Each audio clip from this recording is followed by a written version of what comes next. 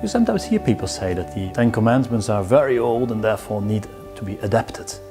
Now, it is true that a number of commandments that are contained in the Old Testament are no longer valid. But Jesus himself told us that in general the law of the Old Testament will not change. When he is asked by somebody who wants to go to heaven what to do, Jesus said, "Did you keep the commandments?" And he was referring to the Ten Commandments. The Ten Commandments that God gave to Moses, that were carried by the people of God. And every time when they forgot to live the commandments, they got away from God, they lost their connection to God. So they are very important. In the first place because Jesus himself says. And then Jesus is giving a summary of the Ten Commandments.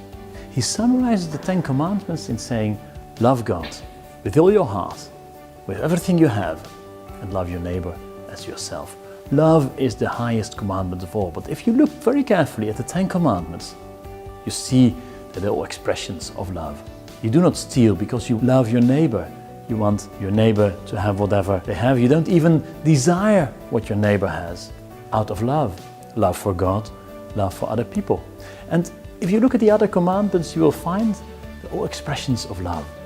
They're all expressions of the love that Jesus came to preach, and Jesus came to tell us. So instead of saying the commandments are old-fashioned or need to be updated, I would say they are fundamental for our lives today as Christians and for the way we reach out to other people and in the first place, how we reach out to God. So I want to invite you to have another look at the Ten Commandments. Maybe take every day another commandment to think about, to consider, and then start contemplating about what it means. This commandment at this moment for me in my life. And then you will see that the Ten Commandments can help you in your path with God, in your relationship with Jesus, and therefore are very modern indeed.